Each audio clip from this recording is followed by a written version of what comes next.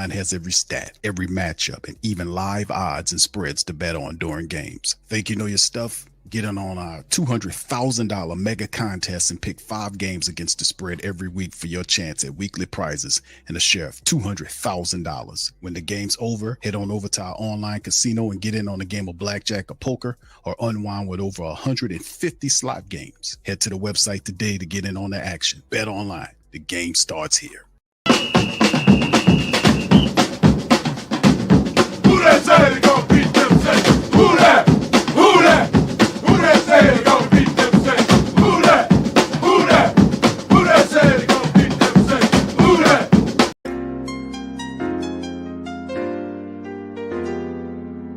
Yeah. Boogie like Benson, I'm a who that. I'm a who that. Long as I'm living, I'm a who that. Lose or winning, I'm a who that. Sports Coma, yeah, this is where we do that. Where we do that, where we do that, where we do that, where we do that, where we do that. Boogie like Benson, I'm a who that. I'm a who that. Sports Coma, this is where we do that. Where we do that. Welcome, welcome, welcome. Somebody please better help. Running this thing like Elf. I thank God every day I'm not a felt. Go to YouTube Live with Big Q and the guys. If you ain't ride or die, the bandwagon get flipped. Been marching in, that was way for the ring. I was yelling out your shade for the championship. Bucking on Tampa, duck down. Falcons, pluck, get shut down. Panthers ain't much touchdown.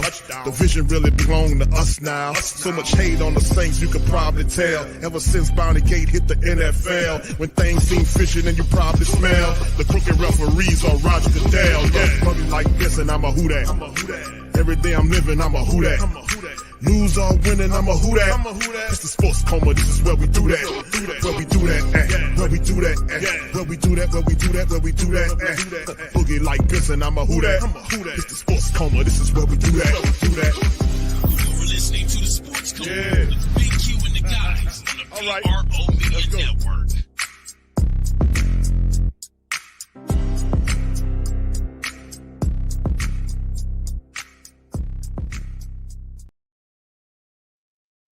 All right, shout out to the fam. Appreciate y'all, man. We up in this thing. Much love to the fam. Welcome, welcome, welcome. You're now rocking with the Sports Coma with Big Q and the guys, where we have intense, entertaining, educating, and enlightening sport talk from your favorite sports fam. Fam, how y'all doing, man? Another round of applause for the Who Else, man. Big ups. Man, shout out to all y'all. Appreciate y'all for being in this stream, man. It is what day is this? Good Lord, man. All right, because this is the Wednesday stream, man. It be like that for me sometimes. Hump Day edition of the Coma. Much love to y'all. Appreciate y'all being in the stream on this one, fam. Listen, this one is, of course, is called Dennis Allen names QB Spencer Rattler Week 6 starter versus Bucs. Now, listen, this comes as a surprise to me. And we're going to cover all of the latest stuff about it. And it's quite ironic. Y'all know I've been very vocal about this, is that Dennis Allen got this one right after flubbing it up. Because the reality is Spencer Rattler won the job during training camp. And what Dennis Allen did is benched him, made him the emergency quarterback, so there is no smoke for Derek Carr, so he can operate without having a look over his shoulder. Say, why would they be worried about a rookie? Because the Who Dat Nation rides with Spencer Rattler. And Dennis Allen got it right, man. So he put his ego down and put the right quarterback. So some of the people that thinking Jake Haener got the snow job or whatever you want to call it, let me tell you something. He did not. All Dennis Allen is doing today is rectifying a wrong that he did when he violated the competition protocol, which is if you have an open competition on a football team or a basketball team for a job, and the other guy outperforms the other guy, he's supposed to get the job.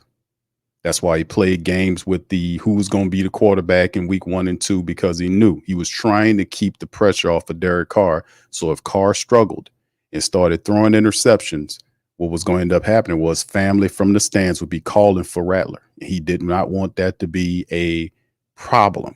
So he made Haener the number 2 guy. So this is why you're seeing this now for our people who thinking that Dennis Allen caved into the Who Dat Nation for Rattler. No, you got it wrong. Rattler won the job in preseason, and Dennis Allen played games with the job. But now he's rectifying a wrong because he knows if he don't win these over the next couple of days, his ass is grass. So shout out. We want to get that straight off the bat because a lot of people are saying, hey, hey, what would you Hayner got the snow? You got messed over. No, he did not. If you watch it, it wasn't even a close competition in camp. Truth is truth. Facts is facts. Hayner is a good guy, but at the end of the day, he did not outperform Spencer Rattler for the job. And only reason why, like I said, it was, and we talked about this before this even happened, because I know what kind of dude this is. But anyway, he got this one right. Saints starting, as you know, and this is what Mike Ruffalo, Ian Rappaport, what's my guy, Nick Underhill, all of them are tweeting this out. Saints are starting rookie QB Spencer Rattler per me and Mike Ruffalo, as Derek Carr is out for a few weeks with a tear. Now, listen, let me step on Dennis Allen a little bit, then we're going to move forward. Spencer Rattler, think about this. I want the great Saint think tank to put their thinking caps on here. That's why we call it the great Saint think tank. Put your cap on for a second. You already got it on.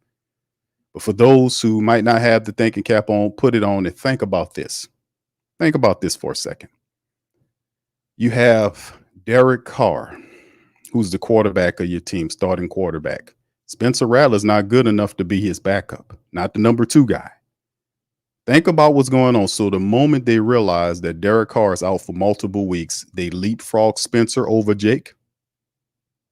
As long as Carr was there, Rattler was good enough for the 3rd string quarterback. See, this is the politics that I was telling you guys about, that I basically predicted and told you about before the regular season started. I said he was going to do this, and he did everything. The only surprise was that he actually pulled his ego down and rectified the wrong. It made Spencer, that kid won the job. So that was an injustice that he made just today. So I'm not going to give him too much credit for righting a wrong that he himself screwed up. So Rattler is getting the opportunity that he deserves to get because he did it right. He went in there, he outperformed Hayner.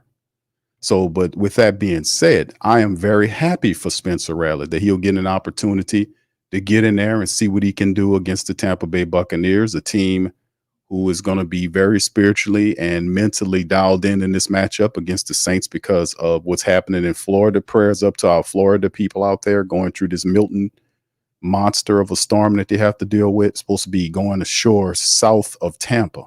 Forgot the exact town. But prayers up to our Florida family members out there that's dealing with, those 2 hurricanes. And now they got this other flipping thing going up in there. We know how it feels, fam, to have to deal with these storms living on the coast. It's just very active right now. So they're going to be motivated, try to at least get the win to kind of uplift, so to speak, the people in the Florida community. So it's not going to be an easy game. Plus, they lost to Atlanta in overtime, so they'll be extra motivated for the matchup. And I'm very happy for Spencer Rattler, but at the same time, we need to give Spencer Rattler a running attack. Did it? Rico says drop to a 3. Okay, that's still dangerous. We still need to give him a running attack. So with that being said, let's just kind of get into some of this news. And we're going to play the press conference from Dennis Allen, starting quarterback Spencer Rattler, per me and Gruffalo. Carr is out for a few weeks with a tear in his oblique. A hurdle for the Saints, but also a look at a promising young QB. And like I said, the kid is going to be good, but we need to make sure Spencer Rattler has a running attack to kind of help that out. You know what I mean, fam? We need really to kind of give him a running attack to kind of help him out so he just don't be out there on his own. So anyway, that's a good story right there. Let's kind of move into the injury report right here on Wednesday, the first of the week's injury reports to talk about here for the Saints Wednesday injury report with the Bucs. And let's take a look at it. 11 Saints listed on this injury report for today. Now, the Saints conducted a walkthrough on October the 9th following an estimation of availability. So right now, as Taysom Hill has a rib issue. Now, a big point of contention that I want to kind of ask is, my little nursery rhyme that I like to throw at times and say, when Taysom's away, Clint Kubiak can't call a play. But is this true? So, because is Taysom going to be available? Because that would help too, man. If we would get a W, man, that would be really big if we can get a victory. But is Taysom going to play? All right, but anyway, he was DMP'd for today. Cesar Ruiz with his knee DMP'd. Peyton Turner, Elvin Kamara, Derek Carr, Lucas Patrick, Will Harris, Pete Werner, and Rashid Shaheed all DMP'd. Right now, Willie Gay was limited, so that was pretty positive seeing Willie Gay on the list with a hand issue. Kendre Miller fully practiced. We'll see what happens with that. And then, of course, you look at the Bucs list. They got a lot of stuff going on. Graham Barton, their center, he is dealing with a hamstring, DMP'd. Christian Eisen, who is the defensive back, DMP'd. So is wide receiver Trey Palmer. And then, of course, you look at wide receiver Cameron Johnson is limited. Jalen McMillan is limited. Running back Rashad White, who's a pretty decent running back, was limited with a foot issue. Safeties Jordan Whitehead was limited with a groin. Antonio Winfield Jr. was a pretty good safety in his own right with a foot. He was limited. Defensive linemen Ernest Brown and William Golston one had rib and knee issues. They fully practiced along with Luke Godecki. The tackle had a concussion, fully practiced, and defensive lineman Kalaja Cansey had a calf issue, but he fully practiced for the Buccaneers, who are here, who kind of came to the area, man, to kind of get relocated because of the storm. So, like I said, once again, prayers up to those guys. There's a lot going on out there, man, in Florida. Anyway, that's some of the injury report right there, and that's a big part of as we monitor this report going into week. Would be interesting to see just where is Taysom Hill in all of this. Is Taysom Hill going to play in this game? We'll see. He's dealing with some broken ribs, according to the report, a broken rib, and some fractures, stuff like that. We'll see. Cesar Ruiz with a bum knee right there, might keep him out. But we know the offensive line, man, we got to do a better job in running support with that offensive line to kind of give Spencer Rattler an opportunity to have some semblance of a balanced offense, right? All right, Brother Judas says, Q, I think it was a front office decision more than Dennis Allen decision lesson to his press conference. Okay. All right. Okay. Thank you, Brother Judy. Appreciate you there, man. Thank you. Fuck too kind. Thank you, bro. Appreciate that. And like I said, man, if it's a front office decision, right? And I'm not saying who would it be? Would it be Mickey Loomis? I know it wouldn't be Gale. It wouldn't be Lauscha, right? We know for a fact it's none of those guys. So is it Mickey Loomis saying, hey, hold on now, Dennis. I think you need to put Spencer in the game. Listen here, man. I want to enjoy my clam chowder. We start losing. Playing clam chowder, it gets lumpy, and it's just I don't like it. We got to do something. And is that Mickey doing that? Yeah, I don't know, man. I don't know, but we can rock with that, Judah. Much love, fam. All right, big ups to the fam, man. Let's keep it bucking, man. Y'all hit the like button for me as we keep it moving. And look at this, man. Let's look at this article right here. Shout out to John Sigler at the Saints Wire, man. This was a good one right here. Sean Payton's Broncos poached another Saints player. He didn't even draft him. I know y'all heard this before. I thought this was a bit of a funny right here for this Sean Payton pilfering players from the Saints, and really not pilfering them. We kind of dropped them off, and I was like, this is kind of weird, man. You got to probably put your tinfoil football cap on. Try to put your tinfoil football cap on, on this one. I don't know. It's kind of, yeah. Think about it like this, right? You got a guy, the whole thing smelled of sour clam chowder, right? So, I mean, the bottom line is you have a guy who they said was hurt, right? A.T. Perry. I'm just think about this for a second. And we know A.T. Perry is a 6th round pick. But A.T. Perry, the whole A.T. Perry thing was like head scratching, right? Because you don't often see a team just, give up on a player. And it wasn't like A.T. Perry was a bad player. He had a lot of potential. He's only been 2 years in, so you haven't really seen the best of him. there were other players dealing with injuries. And there I say there were players that were more injured than A.T. Perry.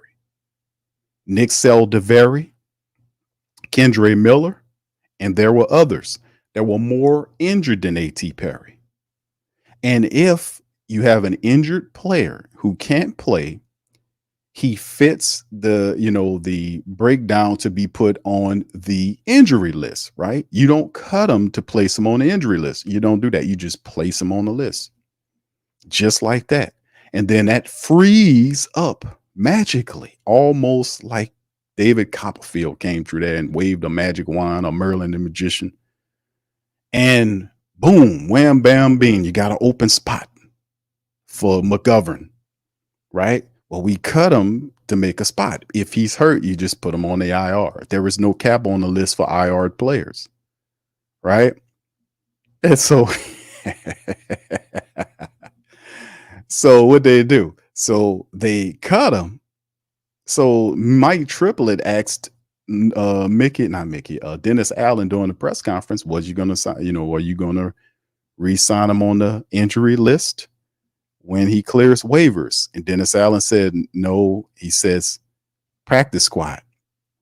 Now, I kind of scratched my head to that, even paused the broadcast. And I say, fam, if you have a player that's hurt, number one is you put him on IR right away. You don't wait to do it.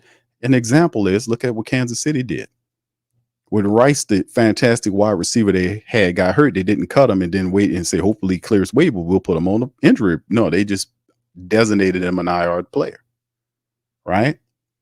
They didn't do that. They cut the man. They cut the man to say, okay, we need to free up on the spot, where just putting him on IR would have did the same thing. And then next thing you know, Sean Payton gets none of this makes sense, but hey, man, whatever, right? All right, this is getting silly, says what's my man name up here again? John Sigler, shout out to him, man. He says Sean Payton, Denver Broncos signed another former Saints player, but he didn't even draft this one. Wide receiver A.T. Perry signed with the Broncos practice squad on Tuesday. Now, of course, Nick Underhill had tweeted that Perry has been waived after being a healthy scratch for each of the Saints' 4 games in 2024. They drafted him in the 6th round of the 23 draft, and he made some nice plays and spot duty during the second half of the season, but he appeared to be a poor fit in Kubiak's offense, and the Saints chose to let him go. Through Dennis Allen emphasized that the door was open for him to stick around. The Saints even opened a spot on their practice squad by promoting guard rookie Hergel to the 53-man roster on Monday. But now Perry will be picking up a new playbook, or at least one similar to what he learned as a rookie. His former play caller, Pete Carmichael, is on staff with Peyton in Denver as some of the familiar faces, and the Saints family members could see him as soon as next Thursday when Peyton and the Broncos visit New Orleans for a primetime visit. Can A.T. Perry be possibly, whatever he knows, could he sprinkle Sean Payton with some of that game?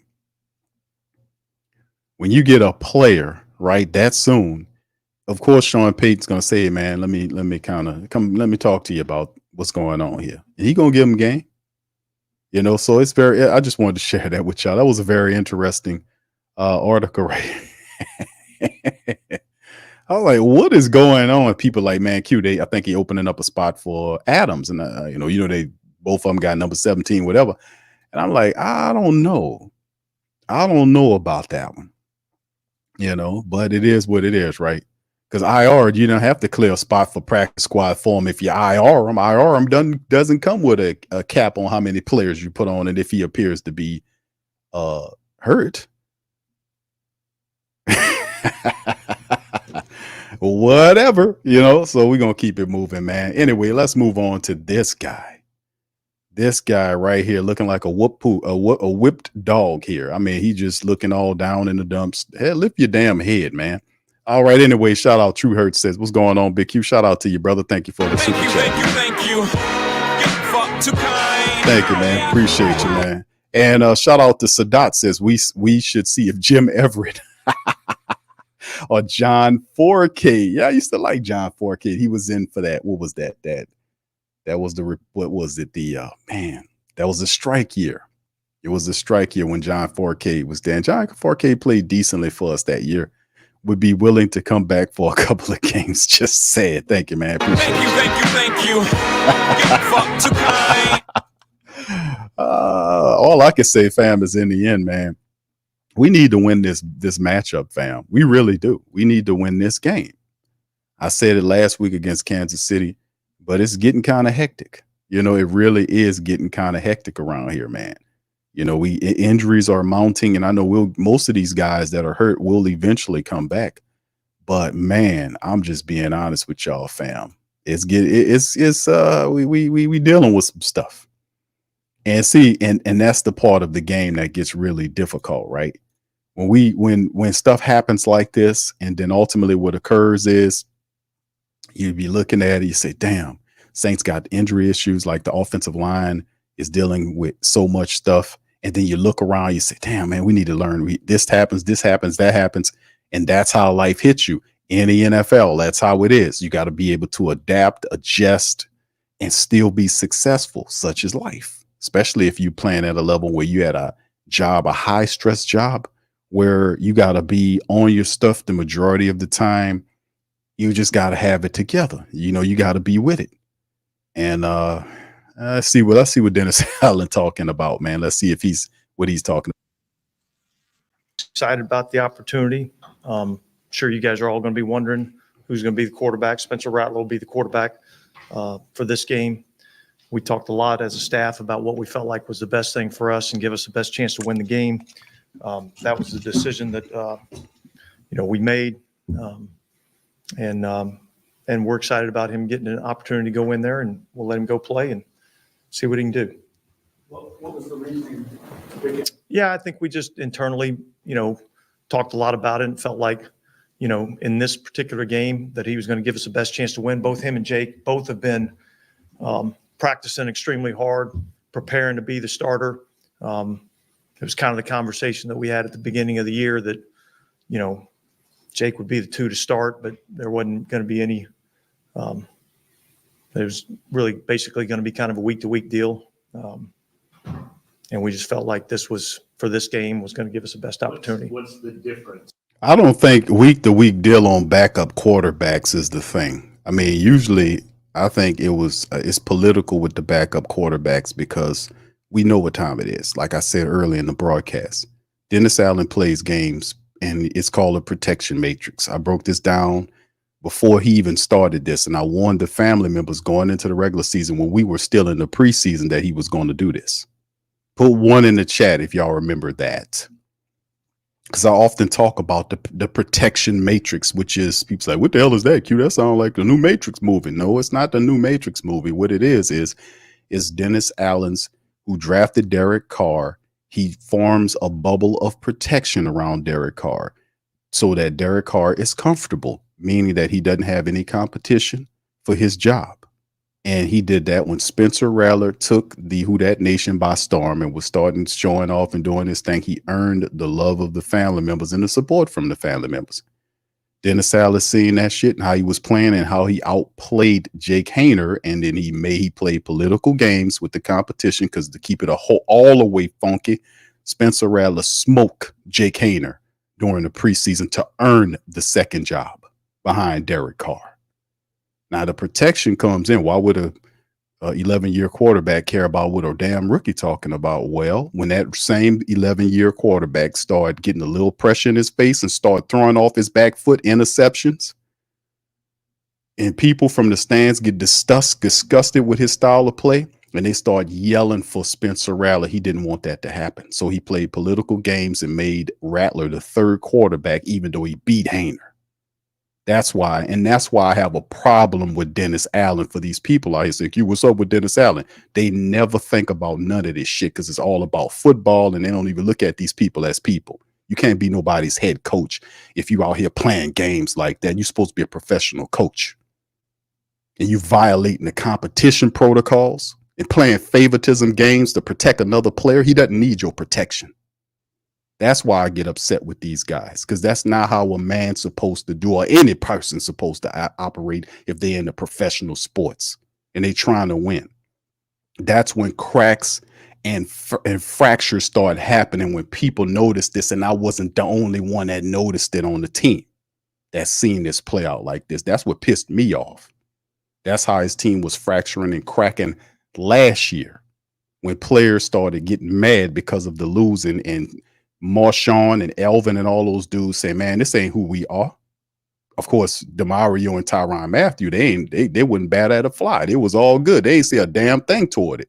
But shout out to Marshawn and those other guys that spoke up and said, this is not Saints football. This is not what it's all about. So at the end of the day, he is he's rectifying a wrong that he started, and it is not a surprise that Spencer Rattler should have been this number 2 quarterback of QB2. The surprise to me when I opened the show was that he put his ego down and made the right call, because I didn't think that he would do that. But maybe he's doing it because he understands that if he don't win the next couple of games, he's going to be a fired you-know-what here. You're not going to make it out the next 2 games. You got to drop all that BS and you got to get some wins. And the Jets already put Robert Saleh already on the street. So there's one that was fired already. Don't think when a coach in the NFL gets fired, the rest of them ain't looking around. The Jets started it first. They got the first QB fire. I mean, the head coach firing of the year. The Jets did it after 5 games. So yeah, this dude on a hot seat. He got the win, and there's no more time. You can't smooge this guy out on this. Win or be fired. That's how it goes. That's where he is. This dude is really close, fam. I'm telling you, 3 straight. If it's 4, and listen, easy matchups like Atlanta has Carolina, they can easily go up 4-2. If they lose to Tampa, Tampa goes up 4-2. Those are the 2 teams that will have a tiebreaker on you, and the Saints will be sitting at 2-4 on a short week with injuries mounting. 3 games in 10 days. You lost to KC, Tampa's next, and then a short week against Denver. It's getting kind of hectic. And this is what it's made for, and that's what it's about. So this song is dedicated to Dennis Allen.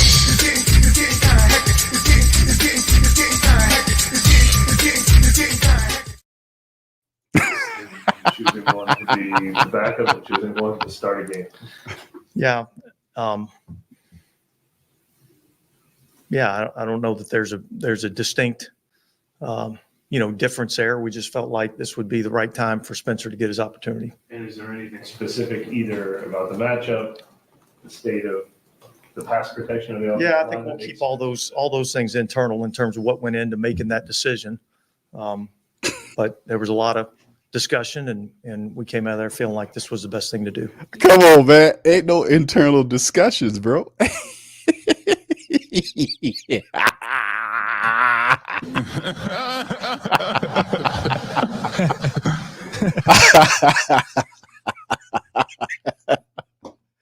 Oh man, they just sell shit in there, and most people buy it up for they just sell shit and call it something else. Yeah, this is a brand. This is a rock that fell from the sky. It is a very rare rock. Oh, that's interesting. It looks like a big piece of cow dung. Oh, well, no, it's actually a meteorite that came from Alpha Centaurus.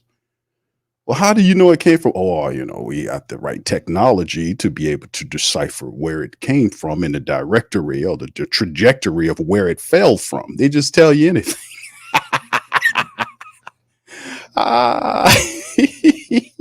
Man, thank the good Lord for the great Saint think tank, man. Because this will be just bullshit, man. Ain't no internal dialogue. The man was he won the job straight out. He was the better of the quarterbacks. You've seen what Jake Haener looked like in the last game. Jake Haener did not deserve that spot. He didn't beat Spencer. People know shit from sugar, and they know shit from what's supposed to be a meteorite from Alpha Centauri. Shout out to Wyo, says Big Q hit the one time getting kind of hectic. Yeah, I just did. One more time for you.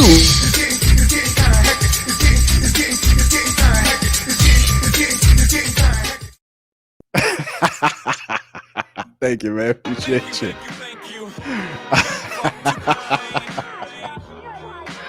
Oh man, shout out to y'all, man. Yeah, y'all make it all good, man. All right, so that's about announcing who will start allows the sucks the game plan. for that player. I think, and regardless of who it was, thank you for your super chat, fam. Let me hit the button for you as well. Thank you, man. Thank you, man. Appreciate you. That's Sadat. This is the thing, man, about Sadat, actually. The reality is, like, we know the Saints are going to have to run the football. And when the Tampa Bay Buccaneers come to town, the ideology will be to stop the Saints from running and put the pressure on Spencer Rattler to beat them throwing. And usually when you have a rookie quarterback, they're going to pin their ears back and try to go after Spencer. So I'm going to ask the Who Dat Nation to be very patient with Spencer Rattler. Be very patient with him. Be very patient. He's a rookie quarterback. He's got a difficult job now with Derek Carr out. He's coming in here, and it's not going to be easy. Got a team that'll be gunning for him. I know he'll perform and do the best that he can do, but we have to be very patient with Spencer Rattler. I just want to say that to the fan. We have to be patient. He's a rookie. He's going to make some mistakes. It's just what it is. Also, the question becomes too, just to look at it like, let me ask y'all this so I can ask y'all this right now and get it out of the way. And what I'm about to ask you guys, right? What's up, T Mama? Shout out to T Mama. Good to see her in the building. What's up, ma? All right. What's up, Barbara? Shout out to Barbara. I see you, Desi. Shout out to you, TJ. All right, Rico, big up, Slim. Good to see y'all, fam. Chantel, what's happening? Good to see the ladies in the building. Much love to y'all. Appreciate y'all. Let me, like I said, I'm going to ask y'all this, and because y'all remember this now, because I will, I'm known to say, hey, y'all remember this, hit the one. When I do that, I want y'all to all remember what I'm about to ask y'all. Well, actually, this is a statement. I'm going to comment or whatever. Now, I'm going to ask you guys this. I want y'all to remember this. When Derek Carr is healthy enough to play and he comes back, who will be the backup quarterback? Who will be the number 2 quarterback behind him? I want y'all to answer this for me. Answer this question for me. And I'm going to get back to old Possum Puss. But let me ask you, I'm asking y'all a question. Who will be the backup QB2?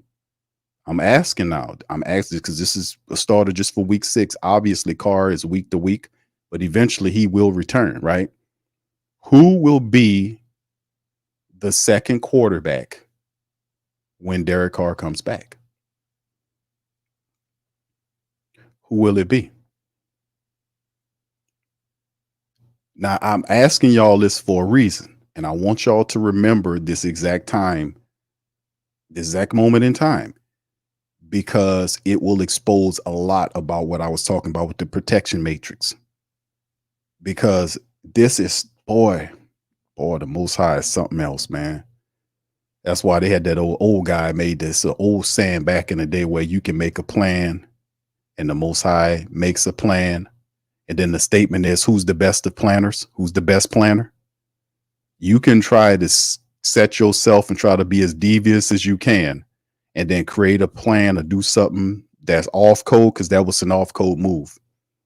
It was off code. Off code means it was, you know what off code mean. It was disrespectful. It was the wrong move to do Spencer Rattler like that, to protect Derek Carr. Because if it's supposed to have made Derek Carr a better quarterback, let him have a little pressure over his shoulder. He make $150 million. And what I'm saying to that, because if Rattler goes now, and when Carr returns, Rattler should be number 2. Now, what he said was, we do it week to week. Who goes week to week looking at who the backup, the QB2 gonna be? They don't do that. Most of the times they hold on to that second spot based on what happens in terms of when you start the season off and they have the starter there, that's the guy. But look I'm asking the family members, who is it going to be? And I'm about to spotlight some of you guys. All right, hold on here. Truth says Q. Have the Saints winning pretty wide this Sunday? 41-16. Okay, well, that's up. That's what's up. All right. Kevin says no, Q. He don't see who he says. Hayner. T Mama says Carr. Hayner says, Rose says Hayner. What's up, dude? Dub, how you doing, fam? Appreciate you. King Chosen says Carr. No. No. I'm saying backups, QB2. Maybe I should be a little clearer with that. That should be a poll question.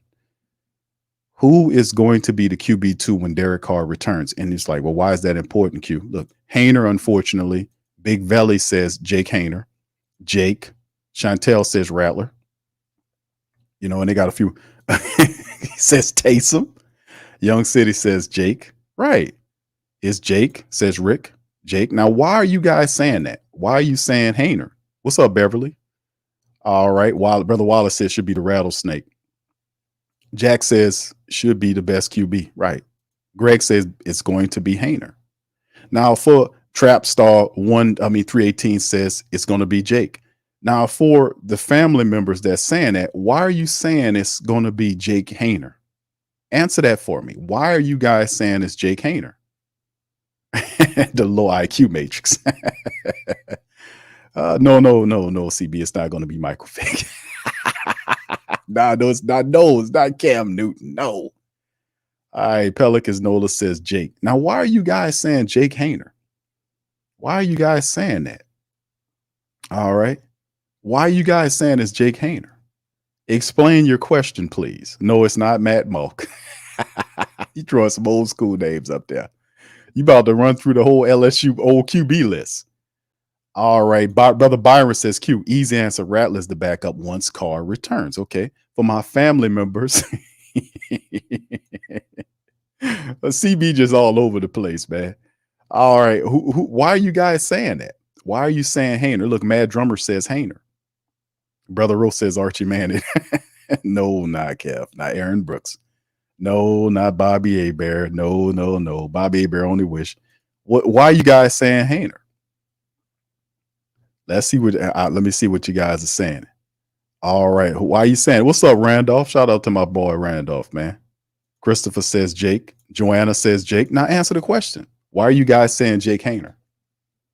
I'm just curious. Just asking for a friend. Greg says politics. Sai says Jake will play next Thursday. Why? Why are you guys saying that? See, the family members are saying that no, Chantel, baby, it's not Deshaun Watson.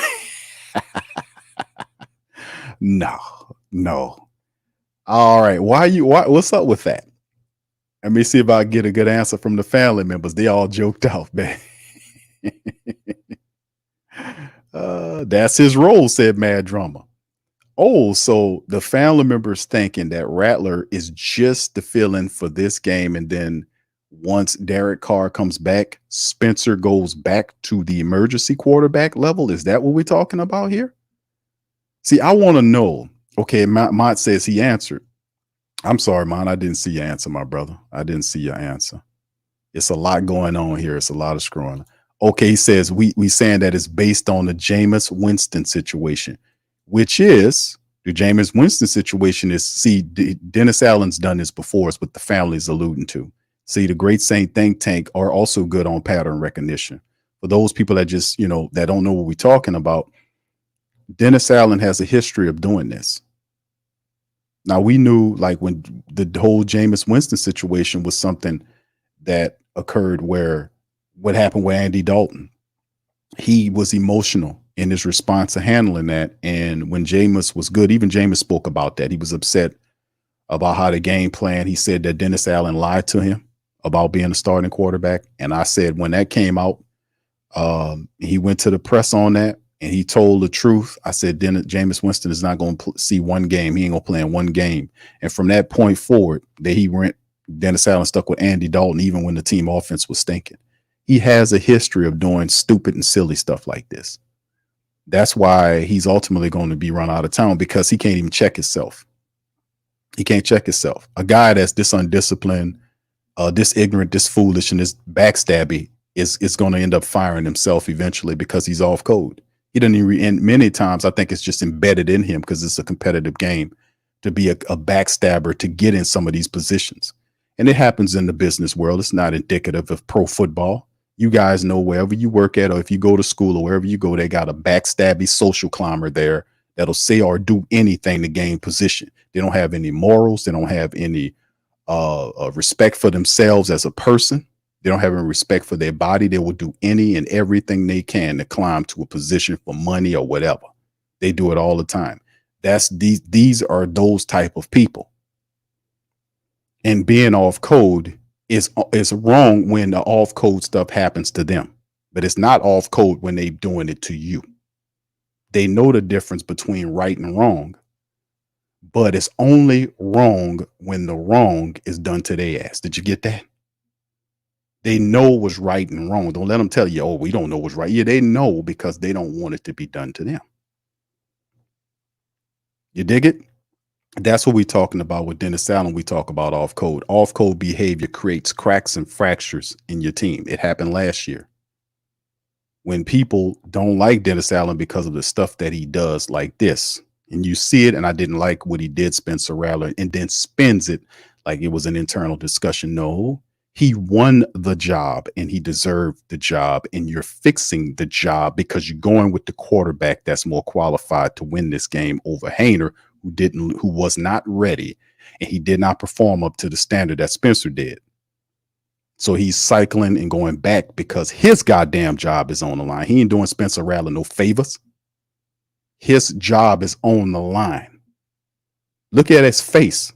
Does this look like a guy's face that's ready to take on a challenge? Does it sound like a man that's ready to brave some storms? Huh? Does it sound like somebody that's confident and strong and ready to take the bull by the horns and says, listen, man, we're going to do everything we can to win. If I got to go out into free agency and find new players and bring them in here every week until we have a running attack, then that's what I got to do. All of you guys are on notice that this is unacceptable. We're going to turn this shit around today. And I'm going, and is he talking like that? Is he talking like that? Or is he talking more like, well, we just, there's a lot of stuff going on out there. We just, we just gonna have to, we just gonna have to form a block and, we're going to do what we can. Or is he talking like that? Listen to, check, look at him. Is he exhuming any confidence to turn this shit, and that's what it is, around? The man is on a 3-game losing streak right now. I told you, like, well, Q, what the hell would you do to turn the team around? First and foremost, I would every goddamn Monday and Tuesday, I'm bringing new offensive linemen in here. I'm trying to find something to get this right, to fix this. I'm bringing in tryout I'm trying to get these guys to block. I need a running attack. I can't win without a running attack. And I'm putting both my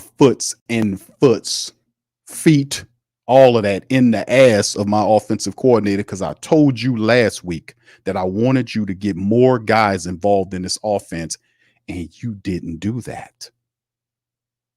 Well, Q, what about Mason Tipton? Mason Tipton was being used in the previous contest. He wasn't new to the offense. They were using Mason Tipton in the first couple of games. They were throwing at Mason. Mason been out there.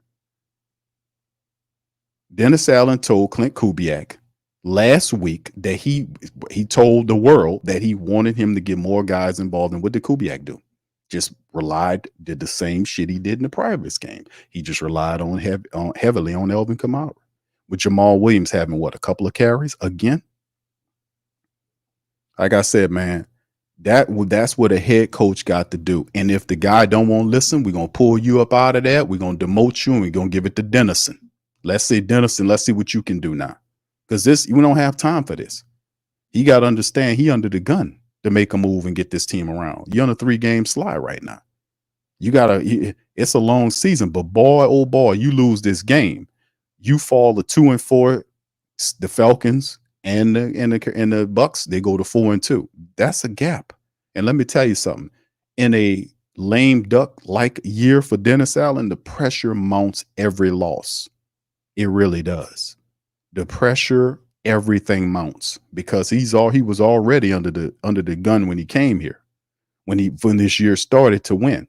There ain't no 4th and 5th year for no Dennis Allen. You kidding me? If they allow Dennis Allen to make it this year, you know what you got to do. I don't have to tell y'all what to do. Y'all know exactly what y'all need to do, because that's utterly disrespectful. And if you look at the rest of the league, you can see them firing coaches because they're not living up to what they're doing. Robert Saleh just got his issue. with the Jets. He got his issue with the Jets. So what's the Saints' problem? He's under the gun, man. Ain't no saving this guy. He ain't gonna make it through a losing year. He got to turn this around ASAP. Anyway, let's go back to him and listen to and just feel his vibe and his energy. When you're dealing with this, you have to have a certain energy that you gotta go at this team. We got to go at these guys. We can't have these bumblers, because that's, if you look at the offensive line, that's what they were doing. They were, man, that film was horrible. My family members from the Patreon, they seen it. Patreon family members, a YouTube membership. We did a 2.5, wasn't 2.5 hours, fam. Two and a half, either 2.5 hours or 2 hours and 40 minutes or something like that show where we talked about, we showed all the film, we broke it down, looked at the guys that was stinking. What, how they missing blocks and all this kind of stuff. They slow to the party, dumb. It's guys just letting guys run around them. It's a comedy show. We can't have this. That's what I'm saying, man. It's, bro, you either fight off or just fall on your ass. That's the bottom line. I don't know. Because when we play, man, listen, I'm a competitor. I'm going, if I'm in a football game, and I'm in there and I got guys that's not motivated, we're going to get some of these guys motivated here. We got to get motivated, because the first thing you got to do is match the energy of your opponent. You can't be out here melancholy. We got to get this energy level up. We got to get this stuff going. The Saints got to run the football. If we don't fix the errors, and I know we're dealing with injuries, we don't get McCoy back from weeks from now. But we can't wait till then. If we wait till then, the season's going to be over by the time we get McCoy back. The Saints need to do something. And what they're doing is not enough. We need to get better offensive linemen in here. We got to do it. And ain't no ifs or buts about it. Whatever you got to do it, bro. They have to run the football to give Jake Hayner, to give the Freudian slip, Spencer Rattler an opportunity to be successful against the Bucs. They have to run the football, and the line, the interior offensive line, even Tali Fuaga, Trevor Pennon, those guys didn't look that good either in that game. Our defense was out there for almost 40 minutes, because of the inability of the offense to keep the ball moving, and even much buy time for the defense to rest. 40 minutes out of a 60-minute game, they're going to fall apart. They're not designed to do that. So at the end of the day, he is tasked. This is Dennis Allen's team. He picked these guys. Remember this. Everything is culminating to this point in time with Dennis Allen. He needs to do whatever he can do from a personnel standpoint to get these guys to run the football, because they're not running the football, and we need that. We need the running game to win games, fam. To give our defense an opportunity to rest. We need the running attack. We can't win without it. So anyway, let's go back to this guy and see what he talks. For this matchup, is that subject to change based on matchup? As it's been all along, with those two, we're really kind of in a week-to-week deal with each one of those guys. So we're worried about this week right now, and then we'll see where we're at after that. Which means that when Derek come back, Rattler goes back to emergency QB3.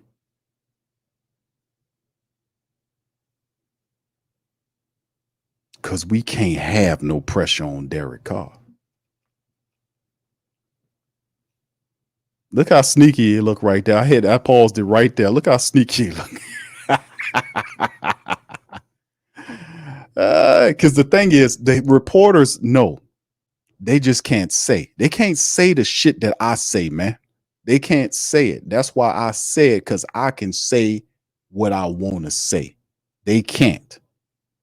That's why I'm telling you the truth.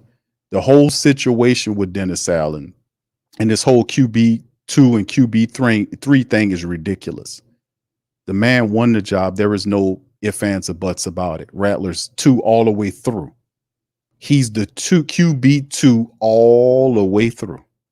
Until Carr gets hurt or there's an injury, he has to step in. He's the QB2 all the way through. He won the job. There is no going back and forth. The only reason why there's a political going back and forth game is because when Derek Carr gets healthy and comes back, the Spencer Rattler piece is over his shoulder, and let Carr screw up and throw an interception in the dome and watch how they all calling for Rattler. They don't want him to go through that.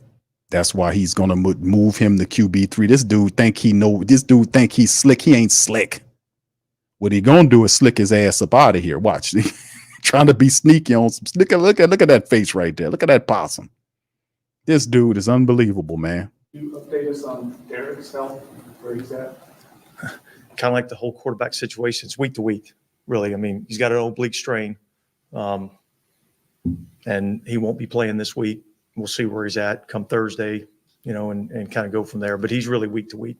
What have you seen from Spencer Rattler since the last time we were able to see him on a practice field? Yeah, look, he goes against us, on the show team every day, and he's got athletic ability. He can throw the ball.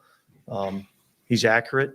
He creates some plays on the scout team. So I just think this is a guy that he has a lot of ability, and certainly he's a rookie. So we know that we're going to have some challenges that go along with that. But I think we'll have a good plan for him, and we'll be excited about going out and playing.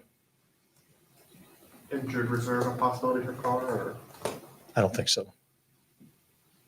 And for Spencer, just like the reps that he was getting wasn't a lot. Like, was there something in that amount of time? But I know you just touched on it, but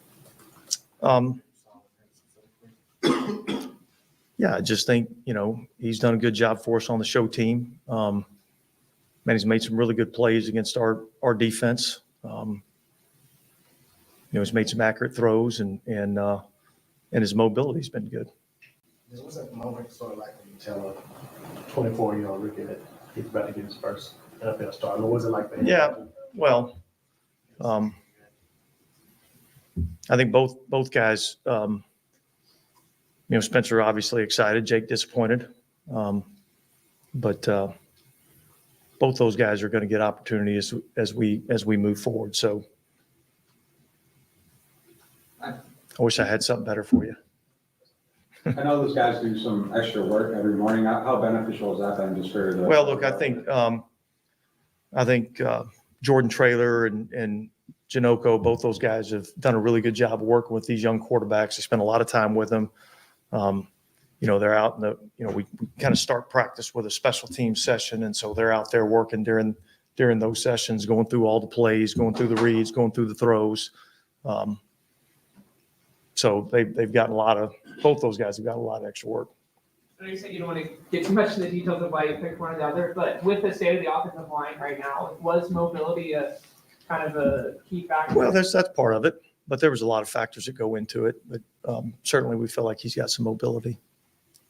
Does it? The whole issue is the reality is it's a tough spot to put Spencer Rattler in, man. To be honest with you, but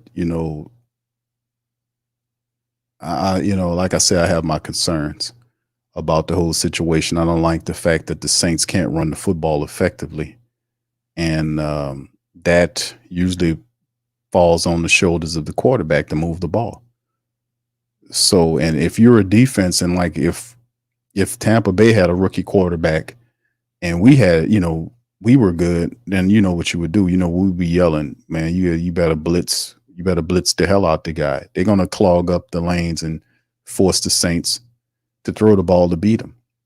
That's what they're going to do. They're going to try to take away the Saints' running attack, make them one-dimensional, and make the rookie quarterback beat them through the air. They're going to show them different looks. They're going to blitz at them heavily. So it's going to be a tough day for Spencer if that happens. So the Saints, knowing that, I just know that's how they're going to do. That's what a commonsensical defensive coordinator would do. He would clog up the running attack, make it difficult for you to run. And then he would say, okay, Rook, beat us. We're going to show you, we're going to disguise some looks. We're going to show you this. We're going to show you that. We're going to blitz you. We're going to do different stuff. and make it tough for you because we know you're not used to seeing nothing like this. And like I said, we just have to be very patient with Spencer, man. I just want the Saints to do him right and give him a running attack. And it's a shame for Jake Haener because it's a bit of a Jake Haener is not guilty of anything here except for being outplayed by a better quarterback in Spencer Rattler. Dennis Allen just created this whole deceptive circle. It's just unfortunate for Jake Haener, that he feels like he's the guy. Like he said it in the press conference last week after the Chiefs game, that if he had to start, that he'd be willing to step in there and start, and then this happens. But deep down, Jake Haener, deep down, be honest, you did not win that job. Deep down, despite what Dennis Allen's saying, he's just using you as a buffer. Because not too many people are calling for Jake Haener to get in the game. He doesn't have the same following as Spencer Rattler does. And Spencer Rattler came here and his following grew because people seen something in the guy. They seen something in Spencer Rattler. They see the it factor. They see something special about Spencer Rattler. And who that sees it. Some people don't get it, but it's unfortunate for Jake Haener. But deep down inside, you didn't win that job. That guy he beat you squarely in that it wasn't even close. Anyway, Greg says, Q, what if Rattler goes 3-0 while Carr is out? What do the Saints do? Then will the Who Dat Nation stand for this? Will TSC tolerate this? I don't even know if he plays 3 games, bro, because they consider Derek Carr's injury as week to week. There was a tweet that Josina Anderson, we covered it on Patreon last night, TSC Patreon for our YouTube membership family, Patreon family. I showed a tweet from Josina Anderson, who basically was saying that Derek Carr's injury was listed as week to week, which means the Saints will evaluate per week. And remember how the Saints usually handle things with Derek Carr is with painkiller. Like he was tore up last year with shoulder and broken ribs, and they shot him up with painkiller to get him in there. So it's a week to week situation. I don't know. I'm just going to be honest. I don't think he'll be out for 3 weeks. I'm just going to be honest with you. But if this scenario does play out that way, Brother Greg, when Derek Carr gets healthy enough, he's coming back in there. You say, well, how is that? Because Derek Carr makes $150 million, and it'll make the Saints look bad if a 5th round draft pick quarterback out of South Carolina beat their 11th year, $150 million quarterback for his job. In many respects, he's won a great deal of the Who Dat Nation support. Just keeping it a buck. They can't get around that. And they're saying it's some type of, they call in the Spencer Rattler people some type of call or whatever. I'm like, man, listen, man, whoever's saying that, man, y'all don't know what the hell y'all talking about, bro. Y'all whoever you're getting your goddamn news from, man, stop doing it and follow and listen to some real stuff out here. Listen to the real spill straight off the street. Not that corporate garbage. But this real talk here about Spencer Rattler, he beat the guy for the job, and Dennis Allen was the guy that used Haener as a buffer because of the popularity that Spencer Rattler represented. He did not want that to be behind Carr, as Carr is QB1. Why? Because some quarterback, and remember, Dennis Allen is not just some coach to Derek Carr. He drafted this guy, brung him in the league with the Raiders, and brung him from the Raiders to here. So he hitched this wagon to this man. So he has everything to lose as far as Derek Carr is concerned. So of course he's in his mind, he's going to do the job to protect him. That's why he buffered lies Jake Haener and that's why I was upset about it. That's why I'm mad like this, because that's wrong to do that. Then gets up here and talk about him and what he did on the scout team. Man, get your goofy ass out of here with that. That's goofy talk, this man talk. This is a goofy dude over here, man.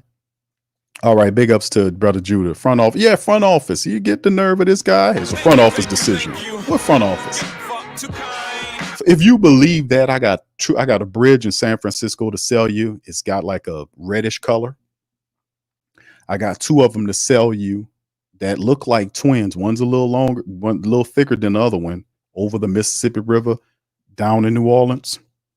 And I got another one a little further south, or actually a little further west, that was named after a former governor of the state of Louisiana that got a railroad that go over the bridge. We just kind of built on it. I got that when you buy it. The 2 in New Orleans, the 1 in San Francisco, and I'll throw that one in for free. If you believe the front office had anything to do with this decision, it wasn't the case. Why? Because the front office does not dictate to head coaches in New Orleans what to do with personnel. That's something Mickey Loomis does not do. That's not his style. Mickey Loomis will close his door and let you run this team in the ground, and then he'll come out and say, well, oh, I know, Dennis. And then he said what he said last year when he was, his eyes bucking out of his head, his face was flushed and chewing that gum. Remember that? Oh, well, Chuck, no. I mean, Bill Walsh, Bill Parcells. And started naming all the Bill Belichick. What? That's what he does. His coaching, his style is not to go in there and micromanage you. That's something Mickey Loomis doesn't do, because Mickey Loomis has 2 jobs. He's a VP, which he has VP jobs, a job he got to do as a vice president, and he's a general manager. And to many respects, Mickey Loomis has hired several general managers, one of which the former general manager of the Raiders is here working for the Saints in some type of capacity.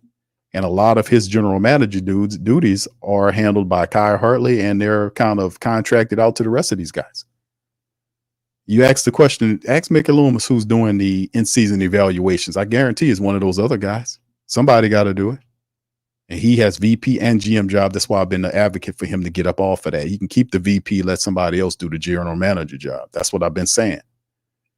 But anyway, it's not a front, because that's not their style. Pattern recognition, remember, that's not their style. They don't do that. These are decisions that he's trying to put on the front office that he's making. Once again, this is flim flam. This is a goofy dude here. It's a goofy ass dude right here, man. I'm just keeping it real, man.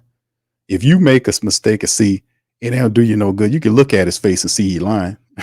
This is the face of a lying possum here, fam. I hate to lambaste somebody or call them, you know what I'm saying? But this is a face. If you ever seen a sneaky possum, for my country folks, they got a sneaky possum sneaking around your property or whatever, you know, and he peeking out of bush. You look over there and say, what the hell is that sneaky possum doing back over there, man? What is he doing back there? You got to go go see what he's doing back there. Go around there and run that sneaky ass possum off your property, man. Get his ass up out of here, man. Run him the hell off. But it's crazy, man. At the end of the day, man, it doesn't make any sense, you know, for this to happen. And that's why the Saints are in this boat. That's why they're in this type of situation. You know, we're in this decision because of the money crunch the Saints are currently under because of Mickey Loomis. I didn't do it. Neither did you. The decision makings, the bad money decisions the Saints made, the poor drafting situations that's going on in terms of what's happening. The A.T. Perry thing was the most recent thing. Who gets rid of a promising player like A.T. Perry with a lie that he was hurt? If he's hurt, I like thinking. That's why I say put your thinking caps on. This stuff's not hard to figure out. If you don't just take everything they say, you know when they're telling the truth and when they're not telling the truth. You don't take A.T. Perry and it's like, well, Q was the 6th round draft pick. That's not the point. The Saints took 7-round draft picks, 6th-round picks, 5th-round picks, 4th-round picks, 3rd-round picks, and turned them into stars. Not stars. Yeah, some stars, some contributors became starters. You got a guy in the 2nd year. They saying that he was hurt. Which, okay, he is hurt with hamstring issues. But I also remember there was times when A.T. Perry was available and the Saints healthy scratched him. He was available. So why didn't you use him when he was available? Well, you see, it didn't make any sense. And then if you have an injured player, I are the player to free the spot. So we cut the injured player. And then a reporter asked him, it was Triplett asked him. Triplett knows this, man. So does Nick Underhill. He knows. That man know. They know it was some BS. They just can't say it. So they asked the questions. Listen to him. They asked the questions like, okay, listen to it when he was trying to, Dennis Allen was trying to explain. And he says, yeah, well, he was hurt and we needed the spot. And why didn't you, in my mind, I'm like, okay, if the guy's hurt, he qualifies for the injury report. Just on the injury list, just put him on IR. That'll automatically free the spot so you can go get Baron McGovern with that mustache. Go ahead on and, that takes care of it. No, we're going to cut him. And then we'll pick him up if he clears waivers. And Mike, who was it? Mike Triplett asked him, okay, so when he clears waivers, you're going to add him to the injury list? Dennis Allen says, no, to the practice squad. And he said, I said this, I did this. That's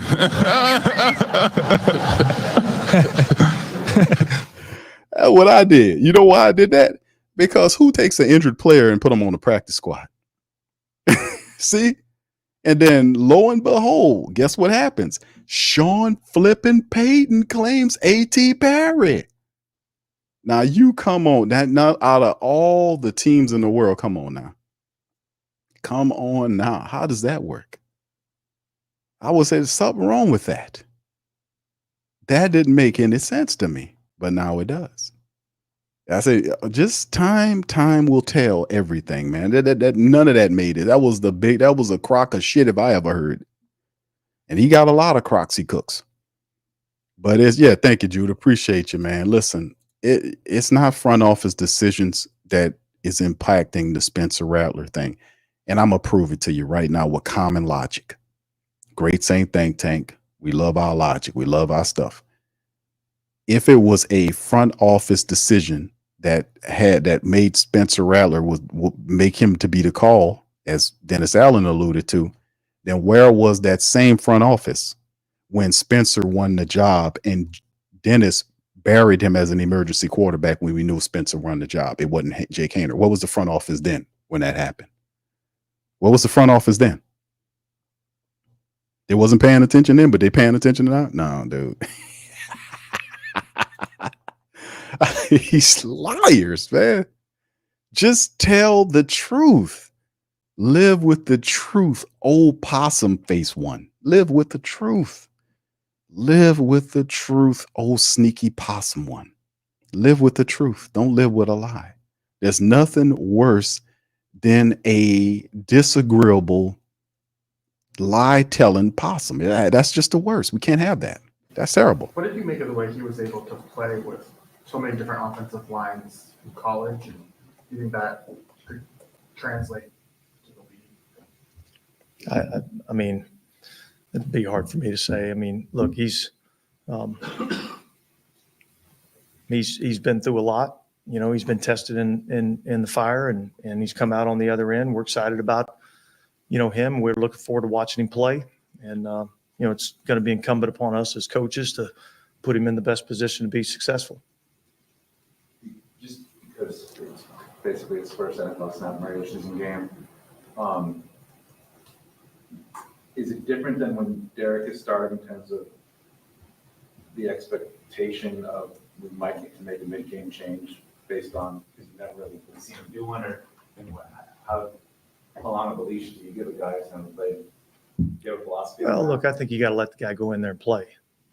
You know what I mean? I mean, we're not going into this game saying, you make a mistake and we're going to pull you. I mean, he's going in to play. He's going to start. He's going to lead the team. And I think we go from there. Should it be needed? Who would be the emergency QB? Like, I know Alvin is trained in that. Yeah, I think we're still going through those discussions. Could y'all possibly look to add another veteran? We could, but I don't know that that's something that we're planning on doing right now. Have you ever started a rookie quarterback? Derek Carr. Yeah. Yeah. I mean, is there anything that goes into a young guy like this? I mean, do you have any more conversations with him than you would with Derek about?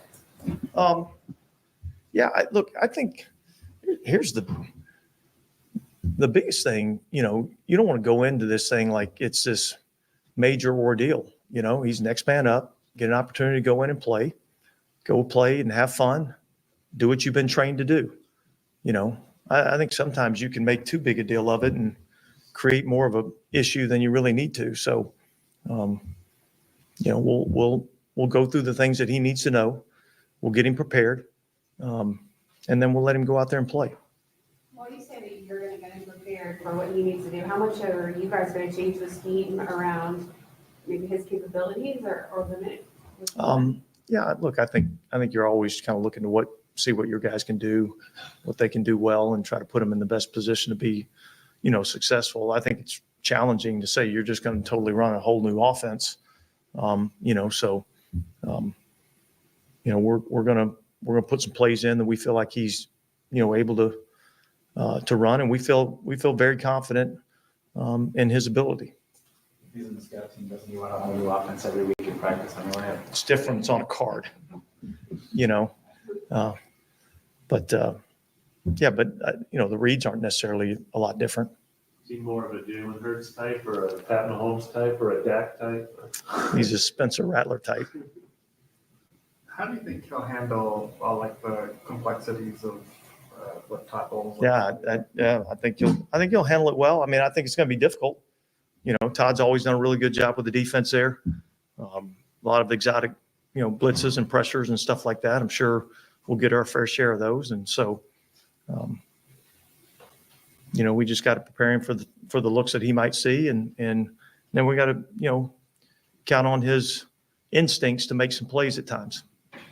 Was there, if we had asked you a week ago, did you kind of always have an idea in the back of your mind, Spencer would be the guy if Derek went down, or did it change recently? I think, early on, there was really not a lot of complex decisions and complex conversations that we had to make. We knew that if and when, Derek ever had to miss some time, then we'd have to make some decisions, So I think in that regard, it's always kind of been in the back of our mind, but yet there was no decision made until we got in here and really started talking about it. Is Derek Carr going to be the starter when he comes back? I mean, is there a chance that? Yeah, Derek Carr is going to be the starter. Yeah. What are some of the things Tampa's doing well this year? Some stuff that stands out. Well, look, I mean, obviously, defensively, like I said, they got some good, pressure packages and they can create some tough looks for the offense. Offensively, I think they're operating at a really high level. I think the quarterback's playing really well. He's able to create, make some plays with his feet, both running for first downs and being able to, find open receivers. He's kind of tough to tackle in the pocket. He's pretty slippery back there. I think they're doing really well in that regard. And I just think they've been consistent with what they're doing, offensively. Schematically, there's some similarities to, a couple of the teams that we've already faced. Maybe a little bit different in some of the things they're doing in the run game. But from a passing game standpoint, some similarities. I think they got some really good players. I think both the backs are good players, elusive in space. The Bucky Irving kid brings a different dynamic to their offense that maybe I don't think they've had in the last couple of years. Certainly they've got, Godwin and Mike Evans, and Shepard's come in and made some plays for him. So sounded like McMillan was maybe limited in practice today, I think. So there's a chance we might see him too. So he's a good young receiver. And look, the tight ends, Cade Otton does a really good job. I mean, he catches everything they throw to him and just seems to be a guy that gains yards every time he gets the ball. So I think offensively they've been really good. Thinking about where Spencer was in the spring and the improvement he showed over the summer, just what did you make of the way that he learns, and does he improve quickly in your mind? How would you evaluate that aspect of? Yeah, look, I think he's a pretty quick learner. I thought as he went along, I thought it got better, every single day. And when he had opportunities in games, I thought he went out and produced and played well, so hopefully that'll continue in regular season games. How can Derek help Spencer? I think just be a sounding board for him, help him with the process, help him with the learning part of it, be some eyes on the sideline for him. I think those are the ways that veteran quarterbacks can help a young guy. How is Derek doing mentally with the injury? Well, look, overall, I think he's doing okay, and yet I think he's disappointed that he can't be out here. He's a guy that hasn't missed a lot of time, doesn't like to miss a lot of time. So I think he's frustrated with that part. Do you have any update on Bo Harris? Well, he's got a hamstring injury. I think he's a candidate for injured reserve. Have y'all, I guess, taken a look or done any research, lack of a better term, about all of the injuries this year and if there's any correlation between? Yeah, I think we're in the process of gathering, some information, on that. And I do think that's an area that we've got to look to try to improve in, because certainly we've had, our fair share of injuries. And so I think we'd be crazy not to look into trying to figure out the reasons why, and see if we can't solve some of those issues. Am I correct that you guys were pretty happy with the soft tissue percentages, numbers? Now go on, you take care of the cake. You possum puss, get that punch out there, you'll get one from me. Go on. All right. I think that's just about enough. We kind of got through about almost 13 and a half minutes of a 15-minute interview, and I think we just got the gist of it. The reality is Spencer Rattler is going to be the guy, and I am enthused by that. I just also realized that when having Spencer as the quarterback, we got to give him a running attack. So, knowing what most coaches and teams are going to try to do with a rookie quarterback, his versatility in terms of him being able to scramble around in the pocket is going to be, he'll make it's going to make for an exciting game for the Saints to do that. I think he makes good decisions with the ball, but also, believe it or not, my biggest concern is not Spencer at QB for the Saints. I think he'll do okay, being that he's a rookie. I don't expect him to go in there and blow it up, and that would be cool if he does. But my biggest concern for the Saints, offensively speaking, is the offensive line, his protection, and then also being able to run the ball. Now they did a fairly decent job last week in keeping Derek Carr, upright. The issue with the Saints last week was their inability to get the running attack going. It just wasn't hitting for nothing. Of course, they had Chris Jones they were dealing with and stuff like that. But even when they would go outside, it just didn't. I don't know. So the challenge is for Clint Kubiak this week is to try to get maybe his offense going. And then the thing is, that's why I'm saying because Clint Kubiak is a different offensive coordinator when he has access, when Taysom Hill is involved in the game. He's a different coordinator, period. But boy, oh boy, like a lot of the pre-snap stuff that we seen going on, like if you watch the Kansas City game, a lot of what Kansas City, the plays they were running was what plays similar to what the Saints was running in weeks 1 and weeks 2. We went totally away from that. And I'm like, dude, it was, and I mentioned it in the show, the Patreon. I was like, man, it's almost like somebody came and took Clint Kubiak and replaced him with a slower, less intelligent C- student version of Clint Kubiak, because his offense looks vanilla, is forced. Like if you study the film, and we did it for weeks 1 and 2 versus the other weeks, the offense had an organic flow to it. It was beautiful in both those games, which means it wasn't a mistake. Like you do it one time, well, the Saints just struck, they hit on something and they weren't able to reproduce it. The Saints did the same thing in both those games. That's how I know it's there. It wasn't a mistake. They actually it was flowing organically. Everybody was involved. And then the third week came and then it just went to hell. He stopped calling certain plays because of injury or whatever the case may have been. His play calling and what the Saints were doing, it completely changed. And it looks very vanilla, and it looks very, at times, very boring and dull. And it doesn't prevent or force the defense to even second guess what they was doing. And you look at what Kansas City was doing was similar. Some of the plays were the same plays. And other plays were similar plays where they would get those speedy wide receivers going on the end arounds, where they would tack around to the sideline using the speedy wide receivers, their speed to get there. And we seen KC do it and have success. The Saints don't even do it. They just spend a lot of time trying to force feed the ball to Rashid Shaheed. We just going to force feed Rashid Shaheed. And then, of course, you know, you heard yesterday, the reporter, I think it was Kat asked Dennis Allen about Chris Olave's brother making a comment. Y'all probably heard that about the comment he was making about Chris Olave, yada, yada, yada.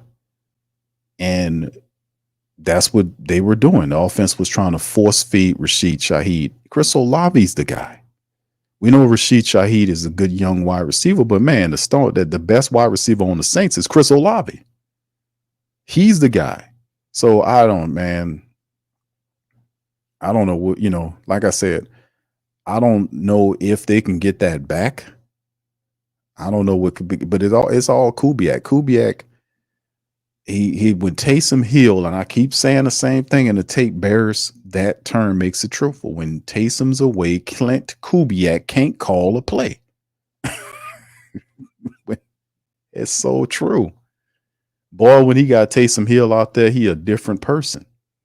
But when Taysom's not there, oh my goodness, you can't get these guys. I think it was how many times we seen the fullback? Like 3 times in a game. The first 2 games, you seen Prentice out there a lot, blocking for Elvin Kamara. Now it's naked stuff where Elvin's back there running, no fullback support. You know, no, and it's just all vanilla, and it's not complicated. This is not a complicated scheme that he's running.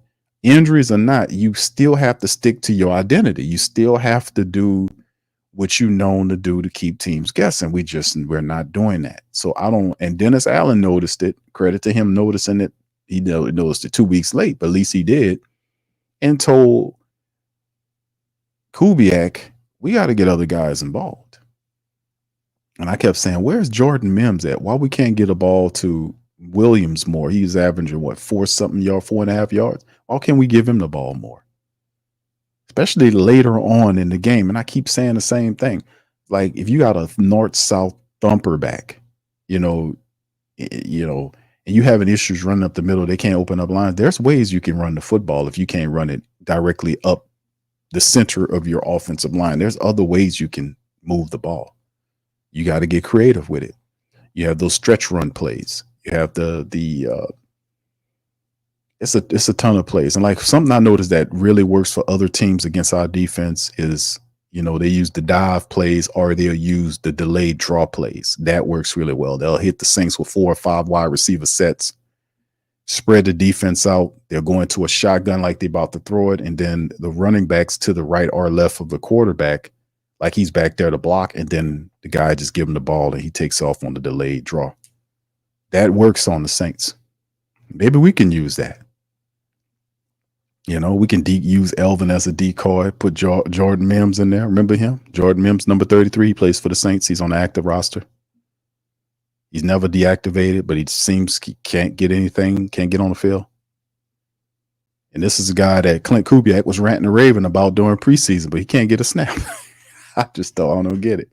You got Jamal Williams out there. This guy was 2 years ago, he was a 17 touchdown rushing. We forget that. But it was really the near future. 2 years ago, Jamal Williams ran for 17 rushing touchdowns and led the NFL. That's the same dude we got, by the way. Can't seem to get him involved. I don't know. That's what's really daunting. So my question and challenge to Clint Kubiak is, once again, and I'm going to keep issuing a challenge, It's the biggest chance, a gamble that he has, and he appears to be quite stubborn. And I really don't like that type of stupid stubbornness. Like it don't have a place, because you have to adapt and adjust to what we got going on. And at sometimes we got to be able to run the football. Injuries or not, fam, that don't go away. You got to learn. You got to run it. If you can't run it inside, you're going to have to be creative and run it outside. You got to do something. You got to run the ball to balance the offense. You know, you have to. There's no ifs, ands, or buts about it. So there we go. All right. So anyway, with that being said, fam, listen, I appreciate y'all for being in the stream. Let me get a few questions before I dirk on up out of here, man, for about 5 more minutes. Please feel free to hit it. Shout out to the fam. Appreciate you. Salute to your brother Travis. I see you, fam. Brother Dedrick, shout out to you. Says, Greek, what happened to the power formation, the power I formation? I know we don't have Taysom, but we have Prentice. Prentice he was looking good. It's not the same energy. And I'm saying from Clint Kubiak, looking at the all 22 multiple times on each one of these games, it's like at this point, if you watching tape, fam, you know what you're looking at. And I'm saying in terms of the Saints offense, because we've had 5 weeks of this. And if you're watching these games over and over again, you can basically identify from game to game what the Saints are doing, if something's new or not. You know, you can say, okay, that's a new wrinkle. At this point, you're recognizing wrinkles if there are wrinkles. You know, and a lot of times what I'm seeing on tape from the Saints and their inability to get the running attack going is the offensive line is not getting to that next level. Like they get guys, they'll block guys. Some of them don't even stick to guys. Like you'll double team a defensive lineman. If you're offensive lineman, you'll double team a guy and then get him blocked and then slide off of him or shed off of him and then go get the linebacker at the next level. They don't even do that. A lot of the tape you watch, they're not even after they get a block and they slide off of the blocker. You know, they help block another guy, slide off him to the next level. Many of them ain't even doing that. Like there was a play where Lucas Patrick was in there. The linebacker number 32 was standing right in front of him, and he stood up like a big dumb bear, stood there in a blocking pose and literally let the linebacker run right. He looked right at the guy.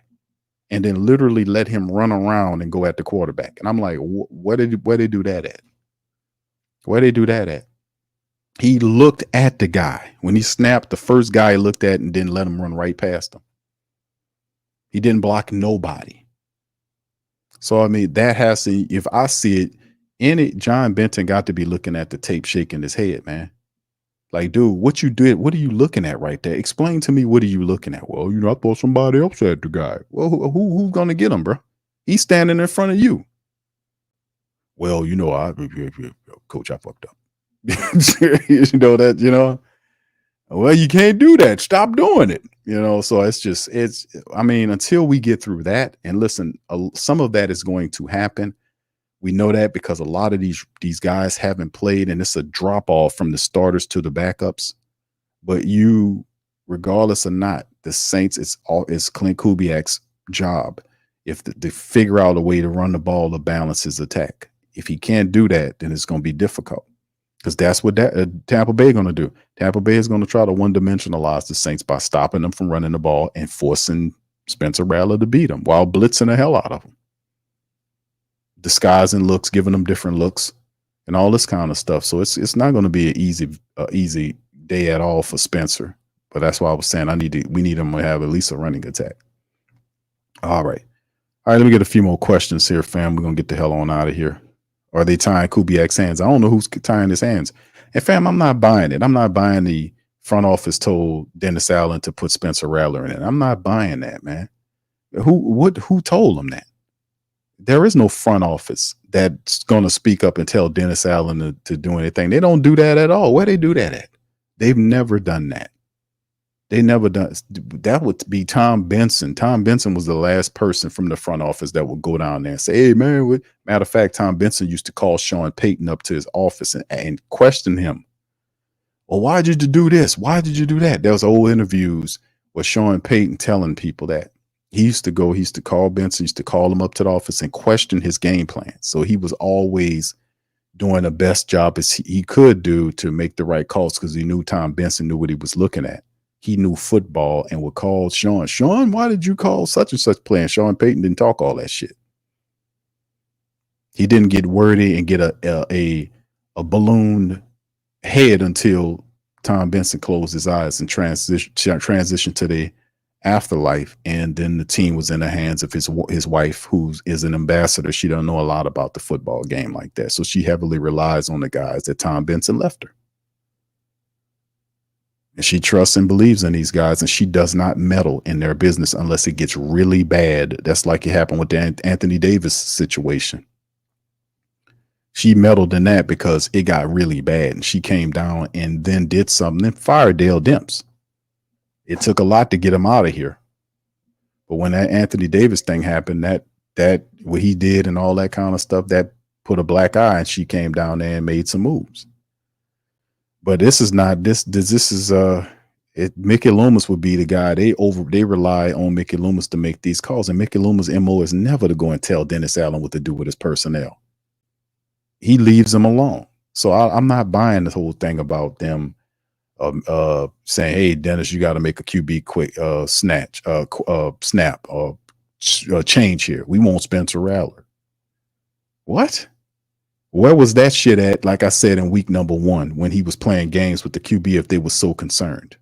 Oh, no, hold on, Dennis, you can't do that. That's Spencer. We like Spencer. They're selling a lot of Spencer Rattler jerseys. Let's say that's supposed to be Spencer. Let's make him. They were absent when that happened, but all of a sudden they're there when this happens. Nah, I'm not buying it, man. I'm not buying it. That's not their MO. They don't do that. They don't do that shit. The front office don't even get involved in Dennis Allen's decisions, because if they did, this team would be a lot better. If that was the case, are we serious here? Man, the front office would be this team would be a lot better if they did, because they would challenge a lot of the moves that he did when everything was falling apart last year with the team and the cracked and fractured locker room and the falls out with Jameis Winston and all this kind of stuff. Where were they then? Man, the people don't get involved until money start being lost. That's why I be telling people, don't go down there. Don't buy the junk and all of the crap. Don't buy it from them. That's when they make changes, when you take the financial support away, because that's what they worship. That's what they believe in. If you pull the money, they let you, oh shit, they said, oh my goodness, because you control it all. That's what I was saying. You be disciplined enough and pull that money back, man, these people will do whatever you want them to do, because you giving them everything. Just withdraw. And I said this about the Saints, about the political parties. Shit, if they ain't listen, pull your support back. Go give it to somebody else. And you take them to the red and the blue game out of here. Just pull it away, go somewhere else. But they use all this other garbage and all this bullshit to trick you to go and do this. We're not falling for that. That's what I was saying about the Saints, man. I study these people and I'm big on pattern recognition. I don't believe that Mickey Loomis gonna go and say, hey, well, hold on, Dennis, a word with you, please. Can you come to my office? Yeah, Mickey, what's going on? Well, listen here, guy. Right now, let me tell you, I got a call. And I was in the store the other day too. I was at Rouse's and I was buying me some eggs, and I was looking for some clam chowder. They was all out. So I ordered me some gourmet orange juice, and listen, one guy said, hey, Mickey, what the hell are you doing? And I'm like, what you mean? I'm buying clam chowder. He says, not that, man. I'm talking about with the Saints. What's going on with the Saints? Well, hold on now. All I could say is, we got Dennis Allen here, and remember, I told the guy what I told him last year. I said, hey, look, man, look here, slow your roll, bro. Listen, let me tell you, I like Dennis Allen, Sean Payton, Bill Belichick. And I started going on my list, right? And the guy wasn't having it. He was like, man, I don't want to hear that. They're mad. Long story short, they're mad, and I listen, I don't get all involved in your junk. I think that's the cool thing to say nowadays. Do they say that now? No, they don't say that. Well, listen, this is no cap. This is not any cap. They're saying that, right? I think you used that right, Mickey. Oh, good. Listen, bottom line is, I want you to play Spencer Rattler against the Buccaneers. Well, what you mean play him, Mickey? What's going on? Why am I playing Spencer Rattler? What's going? We're gonna go with Jake Haener. Oh no, you're not. I forbid you to do that. Well, why, Mickey? What's going on? Well, listen, goddammit, I don't have to explain myself. I'm the boss, and you're gonna do whatever I tell you to do. Now, does that sound right? Does that sound right to anybody out there?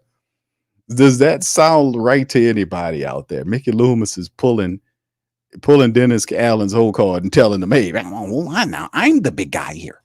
And you're going to do what I say or your ass is grass. And that's not Mickey Loomis. That is not Mickey Loomis. That's why I'm not buying that, man. I'm not buying that shit. You're going to do what I tell you or your ass is grass, mister. You hear me? I'm bucking eyes and every damn thing at you. I'm looking right at you, Bucky. I'm going to tell you something. Now, listen, don't get me upset. God damn it. I said he's going to start. We're going to put the Rattler in there. God damn it. That's not what's going to happen. We know that's not Mickey Loomis. He's not going to tell Dennis Allen that. He's not. That's why I'm not buying it. I am not buying that, man. I'm not buying it. I'm sorry. Because none of that's going to happen. That's just not going to happen. But anyways, the good news is that Spencer Rattler is going to start for the Saints. It'll be an interesting experience to watch him play, and hopefully we get a win because we got to beat the Buccaneers, fam. Listen, this is not just a regular game, but this is a very important game, fam. Now, shout out to Jeff Novak. He had a tweet, and I talked about this on the show the other day. Put one in the chat if y'all remember. Y'all seen that tweet from Jeff Novak. That I think I'm saying his name right. I'm sorry, man, if I mess your name up, man. Today I've been messing people's names up right and left, man. But his tweet he put out was he had a decade-long list of wins and losses, and he was showing that what happens to the Saints team over the last 10 years if they lose 3 games in a season. Y'all seen that? Dr. Drew said they seen it. L-Dub says they seen it. And on that tweet he put out there, he showed that every time the New Orleans Saints had a 3-game losing streak, they didn't make the playoffs over the last decade. And I was like, damn, that's very interesting. Every time they had a 3-game losing streak in the season, the list showed that that year ended with a non-playoff year. Every time. So I'm not saying that happens this year. It's just an interesting stat to talk about, But in terms of wins, the Saints have to win this Tampa Bay game. This is a must-win game. Because if they lose the matchup, Tampa Bay goes to 4-2. Atlanta will beat Carolina. No disrespect to my dog Dave and Shad and them, but Atlanta's going to beat Carolina. They're going to beat them. Chicago waxed Carolina last week. I don't know what's going on with Carolina. They're just not playing really well. I don't know what's going on. They're just not a good team right now. But I expect Atlanta to beat the Carolina Panthers. They'll be 4-2. They got the tiebreaker. If Tampa Bay beats the Saints, they go to 4-2, and the Saints drop to 2-4 on the short week with Sean Payton coming in here. That's not a good spot to be at week 6. Now, it's a long season, but listen, that don't mean, fam, listen. They got to turn it around. They got to win. They can't allow the NFC South rivals to gain tiebreakers on them. You can't lose to Tampa Bay and Atlanta. You got to win. You got to stop. You got to stop the bleeding. You got to, whatever you got to do, you got to beat Tampa Bay. You got to beat them. And I know they're going to be supremely motivated because of the hurricane and doing it for their city. I totally get it. But the Saints have to beat the Buccaneers to stop the bleeding, man. a 4-game losing streak on a short week with Tampa Bay and injuries mounting. It doesn't look good, but every loss is huge pressure on the shoulders of Dennis Allen. And you can look at him and see that he's definitely feeling the pressure. He definitely feeling the pressure, man. And it's like, I was looking at the interview yesterday that he did, and I was looking at his face, and I'm like, man, listen, you got to have to come out and motivate these guys. Your job's on the line. I know Mickey Loomis might be saying behind the scenes, hey, man, well, hold on, guy, listen. Hey, Dennis. Listen, don't listen to that guy, Big Q guy. Let me tell you something. Listen, I got your back. Don't listen to that. The great think tank. Don't listen to those guys. They don't know what they're talking about. Listen, baby. You're my head coach. You know, I tell you. No, don't listen to that guy. Don't listen to Mickey Loomis. That's crazy, because when the Saints family members get pissed off, all that changes. You're not going to keep a coach over making money. That's not going to happen. And Gail Benson will say, hold on, something looking funny with my bank account right here. What's going on here? Well, they're just hating on Dennis. That's all they're doing. Well, what is that? Then that 3 straight years of 9 playoff years with Dennis Allen. Well, you gotta crack a few eggs to make an omelet, babe. You know what I'm saying, Gail? You gotta crack a few eggs to make an omelet. I'm telling you something. And she's like, "What you said, Mickey?" Oh, I mean, Miss Benson. Oh, you better get that together, Mickey. Yeah, babe. He turns into Sammy Davis Jr. almost. Yeah, babe. You gotta crack a few eggs to make an omelet. Yeah, oh yeah, okay. Yeah, you're gonna get cracked over. Y'all gonna get cracked. Yeah, babe. You gotta crack a few eggs. You gotta crack a few eggs to make an omelet. No. We gotta get it turned around, man. That's the bottom line, man. We gotta turn this stuff around, man. We got to turn it all around, man.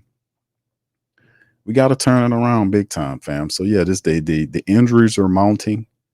The Saints got offensive line issues. They can't run the ball. The offensive coordinator has gone bland.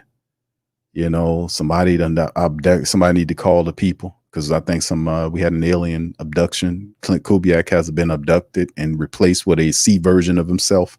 Whoever that guy was in weeks 1 and week 2, we don't have the same guy now. Whatever he was trying to do, it just doesn't. It looks radically different. The pre-snap stuff is not there. It's less intelligent. It's forced. And it just doesn't. I know injuries are a part, but regardless or not, that's why you make all of this money. You still have to bear results to the best of your ability or get canned. So anyway, man, that'll be enough on that, man. I'm about to get on up out of here, man. Listen, I appreciate all y'all for being in the stream, man. It's all good, man. Listen, man, we got to get this dub. Hold on, let me hit this poll question in the chat, man. Shout out to y'all, man. I got a question in the poll. Hold on, I got a super chat. I'm sorry, fam. All right, hold on. Thank you, Mad Drummer, for your super sticker, sir. Appreciate it. Thank you. You're fuck too kind. All right, Head Trauma says, do you think Dennis Allen's personnel decision affects how players perform? Well, it did last year. Remember when we was talking about it, Mickey Loomis was saying, well, there is no fractured locker room. What are you talking about? There is no fracture? And Dennis Allen was saying the same things. When it was a fracture in the locker room, and then what it turns out, it was a fractured locker room. Alvin Kamara, Marshawn Lattimore, and others were upset about all the losing that was going on. The fact that players wasn't getting chastised or coached up right. Guys were false starting in practice. None of this is new. Alvin said all of this. And I think that was one of the main issues why Alvin didn't get his money. And he alluded and said it in the press conference, and I played it here. And I also told you they edited out on their site, which that's why we record them and play them here, because we keeps it all. Where he said that they wanted me to do something that I didn't want to do. And I think that was one of the issues why they had a problem with paying him his bread. And he even alluded to that the reporters went in a different direction because they knew where he was going. What the question is, well, maybe it was on some Demario Davis. No. Demario Davis does whatever they tell him to do. When shit was stinking, Demario Davis and Tyrann Mathieu wasn't calling any team meetings. Nobody was calling team meetings. They wasn't calling no team meetings. The idea is to win. It ain't about just collecting a check.